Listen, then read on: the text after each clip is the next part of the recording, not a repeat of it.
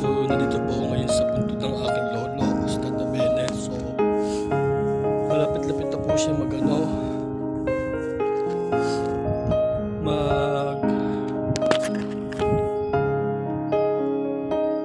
7 years ngayong August 4. Ayan. So, nandito ako ngayon sa puntod.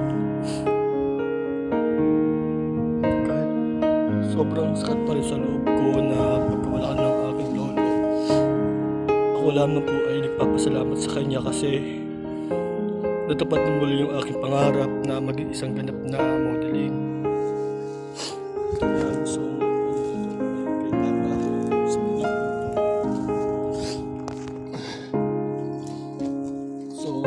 nagtitigil ko ngayon na Kandila kasi alam naman natin na kung gaano niya ako kamahal.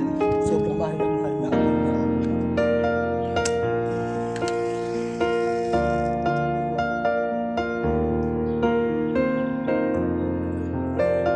Kasi guys, napakahanga, no?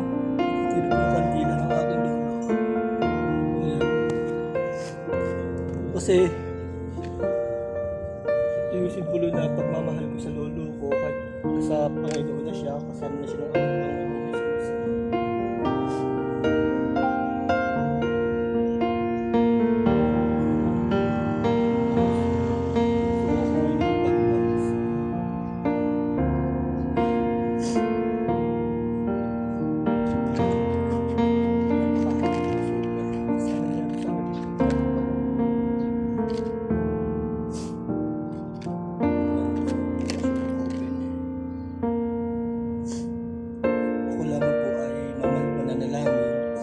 Sa buhay, kung paano naman po ay nakaraos-raos na rin po kami ng aking lolo, ng aming pamilya.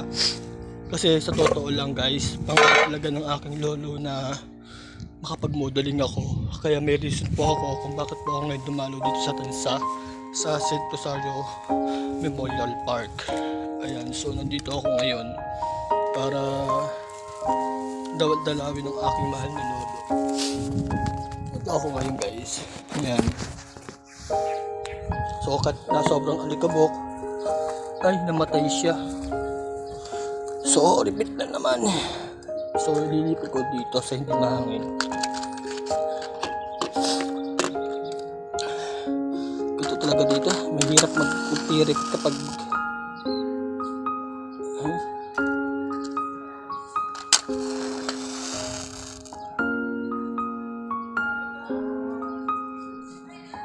pag nalulungkot ako. Ulo, namatay siya.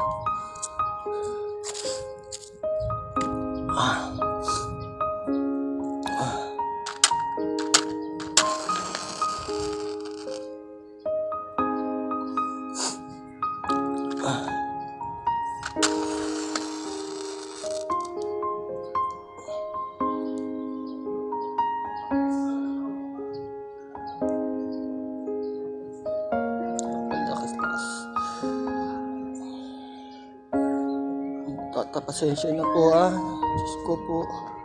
Ala, huwag kang mamamatay. Ang lakas ng hangin kasi. Hirap ako ang inyong kandila.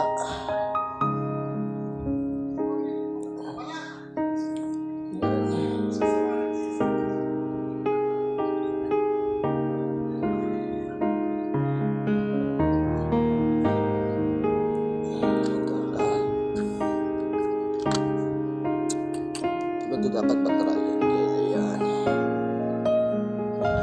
Nakakapasensya na po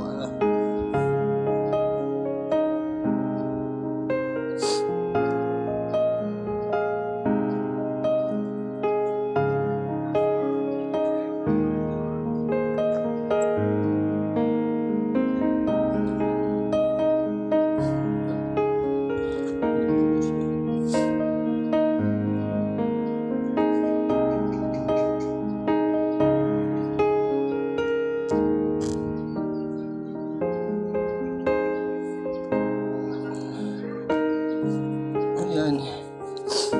So, ito yung kumano kay tata.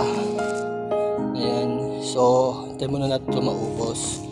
So mamaya po ay magbabalik po ako at maya ko po ay mananalangin sa akin Lolo Bene. Ayan. Kahit masakit pa rin na yung kanyang pagkamatay, andito ako ngayon para pagtirik siya ng kandila. Paano matumaman ang aking lolo? Siguro kasama ko siya ngayon. Wala, namatay siya. Ayan guys, so magbabalik po ako mamaya.